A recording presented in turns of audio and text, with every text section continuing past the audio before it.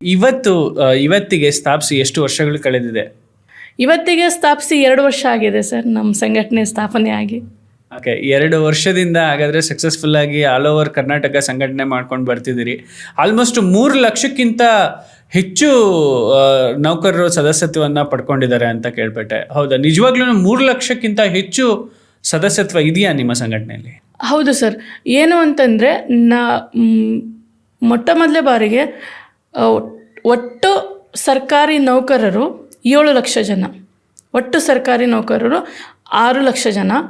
ಆ 6 ಲಕ್ಷ ಜನರಲ್ಲಿ 52% 52% ಮಹಿಳಾ ನೌಕರರು ಕೆಲಸ ಮಾಡ್ತಾಯಿದ್ದೀವಿ. ನಾವು ನಮ್ಮ ಸಂಘಟನೆಯಲ್ಲಿ ಬೈ ಡಿಫಾಲ್ಟ್ 3 ಲಕ್ಷಕ್ಕಿಂತ ಹೆಚ್ಚಿನ ಮಹಿಳಾ ನೌಕರರು ಸದಸ್ಯರಾಗಿದ್ದಾರೆ.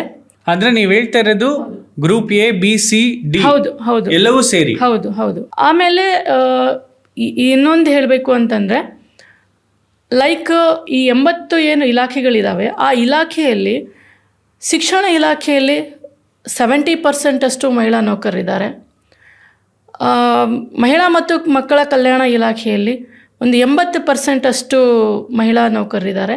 ಆಮೇಲೆ ಖಜಾನೆ ಇಲಾಖೆಯಲ್ಲಿ ಒಂದು 80% ಅಷ್ಟು ಇದೆ. ಕೆಲವೊಂದು 10-20 ಇಲಾಖೆಯಲ್ಲಿ ಮಹಿಳಾ ನೌಕರರೇ ಜಾಸ್ತಿ ಜನ ಇದ್ದಾರೆ. ಸರಾಸರಿ ಎವರೇಜ್ ನಾವು ನೋಡಿದವಾಗ ನಾವು 52% ಇದ್ದೀವಿ. ಆದರೆ ಇಲಾಖಾವಾರು ನೋಡಿದವಾಗ ನಾವು ಕೆಲವೊಂದು ಇಲಾಖೆಯಲ್ಲಿ 52%ಗಿಂತ ಜಾಸ್ತಿ ಹೆಣ್ಮಕ್ಳು ನಾವು ಸರ್ಕಾರಿ ನೌಕರಿಯಲ್ಲಿ ಕೆಲಸ ಮಾಡ್ತಾಯಿದ್ದೀವಿ. ತಮ್ಮದೇ ಆಗಿರ್ತಕ್ಕಂಥ ಪಾತ್ರನ ನಿರ್ವಹಿಸ್ತಾ ಇದ್ದೀವಿ.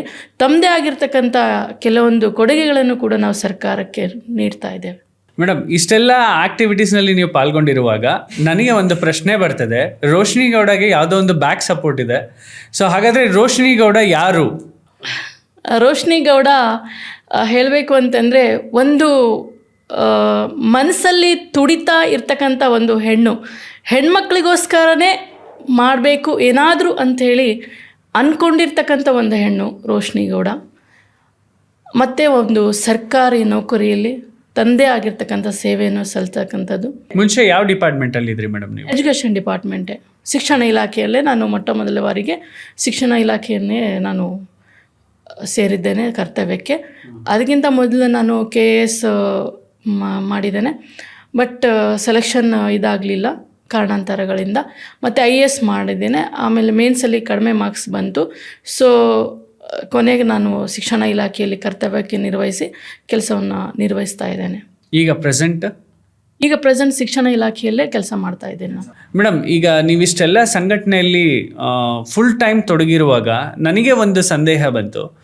ನೀವು ಈ ಸಂಘಟನೆಯನ್ನು ಮುನ್ನಡೆಸುವಾಗ ನಿಮಗೆ ಎಷ್ಟು ಚಾಲೆಂಜಸ್ ಬಂದಿರ್ಬೋದು? ಹಾಗಾದರೆ ನೀವೇ ಹೇಳಿದ್ರಿ ಅವಕಾಶ ವಂಚಿತರು ಮಹಿಳೆಯರು ಅಂತ ಹೇಳಿ. ಕರ್ನಾಟಕ ರಾಜ್ಯ ಸಂಘಟನೆಯಲ್ಲಿ ಅಂದರೆ ನೌಕರರ ಸಂಘಟನೆಯಲ್ಲಿದ್ದಾಗ ನಾವೇ ಅವಕಾಶ ವಂಚಿತರು ಅಂತ. ಈಗ ಎಷ್ಟು % ನಿಮ್ಮಲ್ಲಿರುವಂತಹ 52% ಮಹಿಳೆಯರಿಗೆ ಎಷ್ಟು % ಮಹಿಳೆಯರಿಗೆ ನೀವು ಅವಕಾಶ ಕೊಟ್ಟಿದ್ದೀರಿ? ನಾವಿವಾಗ 100% ಅವಕಾಶ ಕೊಟ್ಟಿದ್ದೇವೆ. ಯಾಕೆಂತಂದರೆ ನಾವು ಇವಾಗ ಇವರವರೆಲ್ಲರೂ ಮಹಿಳೆಯರೇ. ಹಾಗಾಗಿ ನಾವು ಎಲ್ಲ ಸೇರಿಕೊಂಡು ಈ ಮಹಿಳಾ ಸಂಘಟನೆಯನ್ನು ಕಟ್ಟಿದ್ದೇವೆ. ಈ ಮಹಿಳಾ ಸಂಘಟನೆಯನ್ನು ಬಲಿಷ್ಠವಾಗಿ ಮುನ್ನಡೆಸ್ಕೊಂಡು ಹೋಗಬೇಕು, ಬಲಿಷ್ಠವಾಗಿ ಇನ್ನೂ ಎತ್ತರಕ್ಕೆ ಕಟ್ಟಬೇಕು, ಇನ್ನೂ ಎಲ್ಲರಿಗೂ ಕೂಡ ಒಟ್ಟುಗೂಡಿಸ್ಬೇಕು. ಜಿಲ್ಲೆ, ತಾಲೂಕು ಮತ್ತು ಒಂದು ಗ್ರಾಮ ಮಟ್ಟದಿಂದನೂ ಕೂಡ ನಮ್ಮ ಸಂಘಟನೆ ಬೆಳಿಬೇಕು ಅಂತಕ್ಕಂಥ ಒಂದು ಉದ್ದೇಶದಿಂದ ಇವತ್ತು ನಮ್ಮ ಸಂಘಟನೆ ಜಿಲ್ಲೆ ಮತ್ತು ತಾಲೂಕಲ್ಲಿನೂ ಕೂಡ ತಮ್ಮ ಸಂಘಟನೆಗಳನ್ನು ಕೂಡ ಪ್ರಾರಂಭ ಆಗ್ತಾ ಇದ್ದಾವೆ. ಅಲ್ಲಿನೂ ಕೂಡ ಜಿಲ್ಲೆ ತಾಲೂಕಲ್ಲಿ ಇರ್ತಕ್ಕಂಥ ಮಹಿಳಾ ನೌಕರರು ಒಂದುಗೂಡ್ತಾ ಇದ್ದಾರೆ. ಮಹಿಳಾ ನೌಕರರು ಒಗ್ಗಟ್ಟಾಗಿ ಇವತ್ತು ಸಂಘಟನೆಯನ್ನು ಮಾಡ್ತಾ ಇದ್ದಾರೆ. ತುಂಬ ಒಳ್ಳೆಯ ಒಂದು ಸಂಘಟನೆಗೆ ಪ್ರತಿಕ್ರಿಯೆಯನ್ನು ಕೂಡ ರಾಜ್ಯದಾದ್ಯಂತ ನಮಗೆ ಸಿಗ್ತಾ ಇದೆ. ಎಲ್ಲ ರೀತಿಯ ಒಂದು ಜನಪ್ರತಿನಿಧಿಗಳಿಂದನೂ ಕೂಡ ಇದಕ್ಕೆ ಒಂದು ಒಳ್ಳೆಯ ಪ್ರತಿಕ್ರಿಯೆ ಸಿಕ್ಕಿದೆ. ನಾವು ಈಗಾಗಲೇ ನಮ್ಮ ಸಂಘಟನೆಯನ್ನು ಸರ್ಕಾರದ ಮಟ್ಟದಲ್ಲಿಯೂ ಕೂಡ ನಾವು ಈ ಸಂಘಟನೆಯನ್ನು ಗುರುತಿಸಿದ್ದೇವೆ. ಸಂಘಟನೆಯನ್ನು ಎಲ್ಲರಿಗೂ ನಾವು ಇದನ್ನು ಪರಿಚಯಿಸಿದ್ದೇವೆ.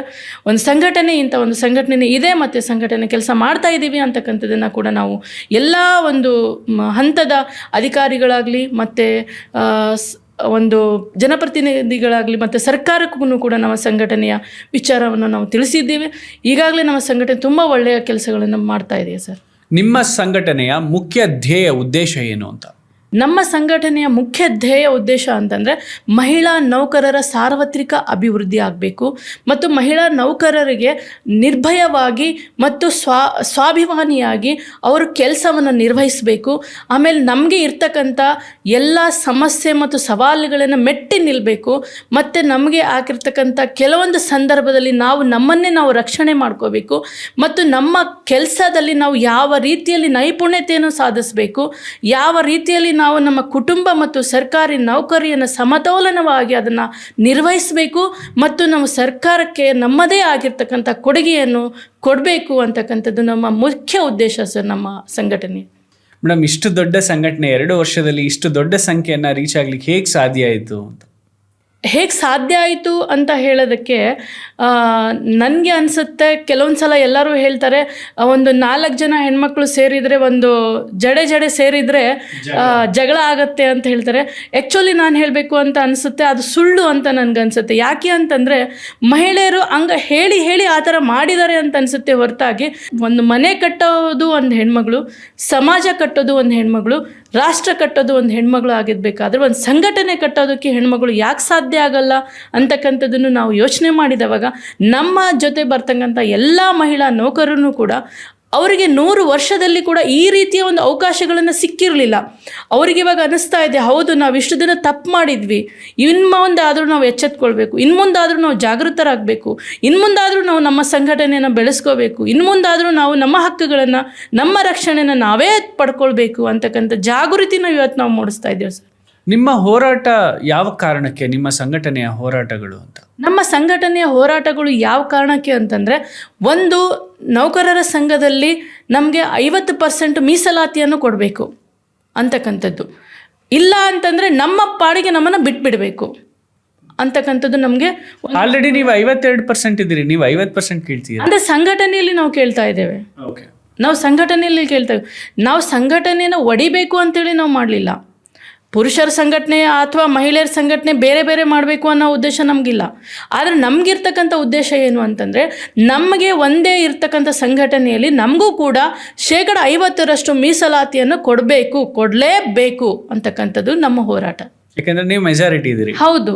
ಸೊ ಎರಡನೇ ಉದ್ದೇಶ ನಮ್ಮ ಒಂದು ರಕ್ಷಣೆ ಮತ್ತು ನಮ್ಮ ಮಹಿಳೆಯ ನೌಕರರಿಗೆ ಸಿಗಬೇಕಾಗಿರ್ತಕ್ಕಂಥ ಹಕ್ಕುಗಳು ಕೂಡ ನಮಗೆ ಸಿಗಬೇಕು.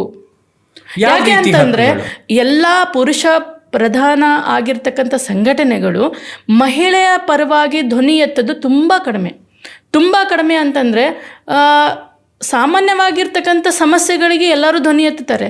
ಆದರೆ ಕೆಲವೊಂದು ಮಹಿಳೆಯರಿಗೆ ಆಗಿರ್ತಕ್ಕಂಥ ಸಮಸ್ಯೆಗಳಂದರೆ, ಈಗ ನಮಗೆ ಮಕ್ಕಳಿರ್ತವೆ, ಚಿಕ್ಕ ಮಕ್ಕಳಿದ್ದಾವೆ, ಆ ಮಕ್ಕಳನ್ನ ಬಿಟ್ಟು ಕೆಲವೊಂದು ಸಲ ಸಿಂಗಲ್ ಪೇರೆಂಟ್ ಆಗಿರ್ತಾರೆ, ಇದು ಗಂಡ ಇರೋದಿಲ್ಲ, ತಂದೆ ತಾಯಿ ಯಾರೂ ಸಪೋರ್ಟಿಗಿರೋದಿಲ್ಲ, ಅತ್ತೆ ಮಾವ ಸಪೋರ್ಟಿಗಿರೋದಿಲ್ಲ. ಆ ಒಂದು ಸಿಂಗಲ್ ಪೇರೆಂಟ್ ಮಹಿಳಾ ನೌಕರರು ಏನು ಮಾಡಬೇಕು, ಯಾವ ರೀತಿಯಲ್ಲಿ ಹೋಗಬೇಕು ಅಂದರೆ, ಇವತ್ತಿನ ದಿನದಲ್ಲಿ ನಮಗೆ ಎಲ್ಲ ಸರ್ಕಾರಿ ಕಚೇರಿಯಲ್ಲಿ ಮಕ್ಕಳಿಗೆ ಆಗಿರ್ತಕ್ಕಂಥ ಒಂದು ಕ್ರೀಚ್ ವ್ಯವಸ್ಥೆ ಆಗಬೇಕು, ಮಕ್ಕಳ ಲಾಲನೆ ಪೋಷಣೆ ಮಾಡೋದಕ್ಕೆ ಒಂದು ವ್ಯವಸ್ಥೆ ಆಗಬೇಕು. ಆಮೇಲೆ ಮಕ್ಕಳಿಗೆ ಮತ್ತು ಹೆಣ್ಮಕ್ಳಿಗೆ ಕೂಡ ಕೆಲವೊಂದು ಫೆಸಿಲಿಟಿಗಳು ಬೇಕು, ಅಂದರೆ ಅನುಕೂಲತೆಗಳನ್ನು ಬೇಕು. ಆ ರೀತಿ ಯಾವ ಅನುಕೂಲತೆಗಳಂತಂದರೆ, ಈಗ ಕೆಲವೊಂದು ಆಫೀಸ್ಗಳಲ್ಲಿ ನಮಗೆ ಕೆಲವೊಂದು ಒತ್ತಡಗಳಂತಂದರೆ ನಿಮಗೆ ಗೊತ್ತಿರುತ್ತೆ, ಇವಾಗ ಮೆನ್ಸಸ್ ಟೈಮ್ ಬಂದಿರುತ್ತೆ, ಆ ಟೈಮಲ್ಲಿ ಮಹಿಳೆಯರಿಗೆ ವಿಶ್ರಾಂತಿ ಬೇಕು ಅಂತ ಅದು ಗೊತ್ತಿರಲ್ಲ ನಮಗೆ ಯಾವಾಗ ಏನಾಗುತ್ತೆ ಅಂತ. ಆ ಟೈಮಲ್ಲಿ ನಮಗೆ ವಿಶ್ರಾಂತಿ ಕೊಠಡಿಗಳಿಲ್ಲ. ಆಮೇಲೆ 50 ವಯಸ್ಸು ದಾಟಿದ ಮೇಲೆ ಮಹಿಳಾ ನೌಕರರಿಗೆ ಮ್ಯಾನಿಫೆಸ್ಟೋ ಅಂತೇಳಿ ಒಂದು ಇದು ಆಗುತ್ತೆ, ಅವರಿಗೆ ಟೈಮ್ ಇದಾಗ್ತಾಯಿದೆ ನಮಗೆಲ್ಲ. ಆ ಟೈಮ್ ತುಂಬಾ ಒಂಥರ ಯಾವಾಗ ಬೇಕಾದರೂ ಹೊಟ್ಟೆ ನೋವು ಬರ್ಬೋದು, ಯಾವಾಗ ಬೇಕಾದರೂ ಅವರಿಗೆ ಒಂಥರ ತಲೆ ಚಕ್ಕರ್ ಬರ್ಬೋದು, ಯಾವಾಗ ಬೇಕಾದರೂ ಈಗ ಮಹಿಳಾ ನೌಕರರಿಗೆ ಏನಾದರೂ ಅನ್ಕಾನ್ಷಿಯಸ್ ಆಗ್ಬೋದು, ಏನಾದರೂ ಬ್ಲೀಡಿಂಗ್ ಏನಾದರೂ ಆ ಥರ ಹೆಚ್ಚು ಕಡಿಮೆ ಆದವಾಗ ವಿಶ್ರಾಂತಿ ಮಾಡೋದಕ್ಕೆ ನಮ್ಗೆ ಯಾವುದೇ ರೀತಿಯ ಒಂದು ಫೆಸಿಲಿಟಿ ವ್ಯವಸ್ಥೆ ಇಲ್ಲ. ಆ ವ್ಯವಸ್ಥೆ ಕೂಡ ನಮಗೆ ಬೇಕು ಅಂತಕ್ಕಂಥದ್ದನ್ನು ಕೂಡ ನಾವು ನಮ್ಮ ಸಂಘಟನೆಯಿಂದ ಬೇಡಿಕೆಯನ್ನು ನಾವು ಇದು ಮಾಡ್ತೇವೆ. Thanks for watching this wonderful episode. So ಇದೇ ರೀತಿ ಪ್ರತಿಯೊಂದು ಎಪಿಸೋಡನ್ನು ಕೂಡ ವಿನೂತನವಾಗಿ ವಿಶೇಷವಾಗಿ ನಿರ್ಮಾಣ ಮಾಡ್ತಾ ಇದ್ದೇವೆ. ಇದಕ್ಕೆ ನಿಮ್ಮೆಲ್ಲರ ಸಹಕಾರನೂ ಇರಲಿ. ತಪ್ಪದೇ ಸಬ್ಸ್ಕ್ರೈಬ್ ಮಾಡಿ ಕನ್ನಡ ಪಾಡ್ಕಾಸ್ಟ್. ಹಾಗೆ ಈ ವಿಡಿಯೋ ನಿಮಗೆ ಇಷ್ಟ ಆದರೆ ಮಿಸ್ ಮಾಡದೆ ಶೇರ್ ಮಾಡಿ and don't miss to like our episodes. Thanks for watching. Subscribe ಮಾಡಿ ಆ್ಯಂಡ್ ಬೆಲ್ ಐಕಾನ್ನ ಕ್ಲಿಕ್ ಮಾಡಿ so that every episode is gonna be notified. Keep watching. Spread smile for ever.